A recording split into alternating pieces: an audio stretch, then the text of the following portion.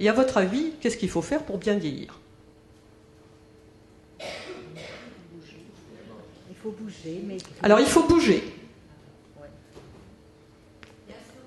Ouais. Bien se nourrir. Hygiène de vie. Allez, il m'en manque un.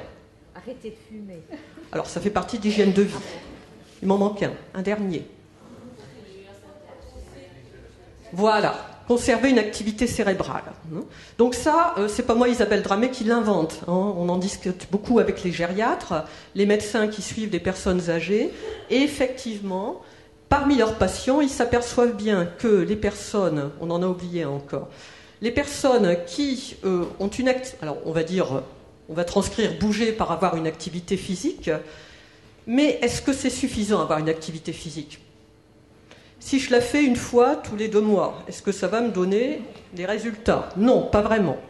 Donc, il faut que cette activité soit régulière.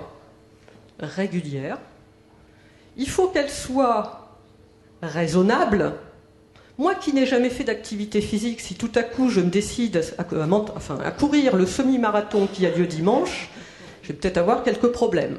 D'accord ? Donc, autant commencer un entraînement pour, au fur et à mesure, me donner les moyens d'arriver effectivement à courir ce semi-marathon dans les meilleures conditions possibles. Donc, il faut choisir une activité raisonnable. Et le dernier R, c'est ce que j'appelle la règle des 3 R, régulière, raisonnable et raisonnée. C'est-à-dire qu'il faut absolument que cette activité puisse permettre de mesurer les progrès dans la vie de tous les jours. C'est pas juste bouger pour bouger, c'est donner du sens à pourquoi je bouge, pourquoi je pratique de l'activité physique.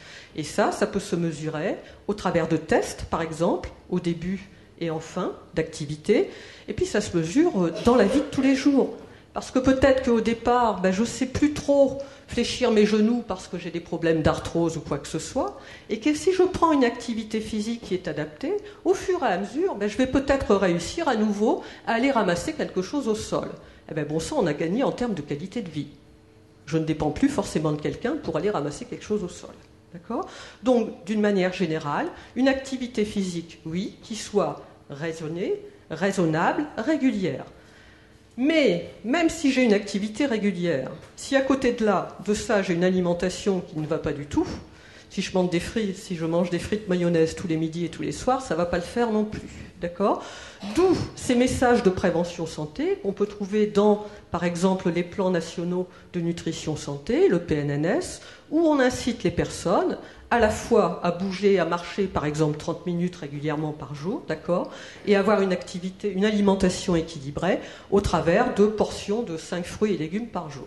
Voilà, tous ces messages-là, ils ont du sens parce qu'effectivement, on s'est aperçu que l'équilibre, ce qu'on appelle l'équilibre de cette balance énergétique, c'est-à-dire d'un côté l'activité physique, de l'autre côté l'alimentation, eh bien, il faut trouver cet équilibre pour pouvoir avoir une bonne qualité de vie. Ça, c'est fondamental. Plus ma qualité de vie sera meilleure. Aujourd'hui, mais n'oubliez pas, à 60 ans, aujourd'hui, on a encore facilement 20 à 25 ans d'espérance de vie.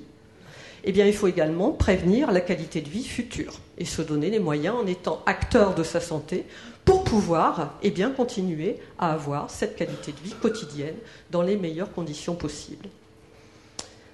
Une activité cérébrale, il faut que je continue d'entretenir mes neurones là-haut, mes cellules nerveuses.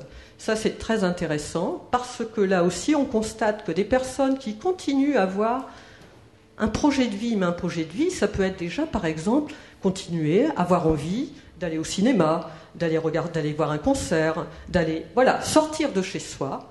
Ça aussi, c'est fondamental pour arriver à garder ce lien social qui est fondamental chez les personnes âgées.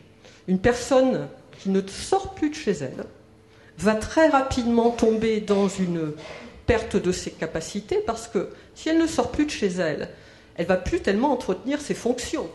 Et on va en parler après, toutes les grandes fonctions dont on a besoin dans notre vie de tous les jours. Comme ces fonctions vont être limitées, elles vont diminuer ses capacités, donc elle va encore moins faire de choses encore. Donc elle va rentrer dans la sédentarité.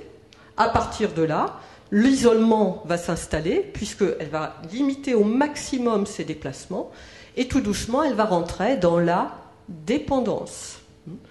Ce qui veut dire que lorsque je suis dépendant, ça n'est plus moi qui sors de chez moi, ce sont les autres qui viennent chez moi.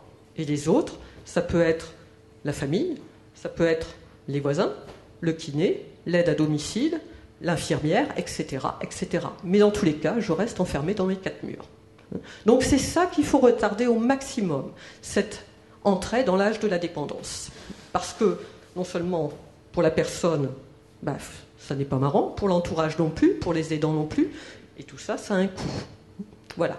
Donc globalement, 3 objectifs généraux au travers de l'activité physique, de la prévention par l'activité physique. C'est conserver ou améliorer, parce qu'on peut toujours l'améliorer, la qualité de vie au quotidien, aujourd'hui et pour le futur.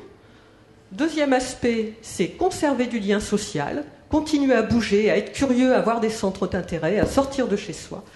Et le dernier objectif général, c'est d'éviter au maximum l'âge d'entrée de retarder au maximum l'âge d'entrée dans la dépendance.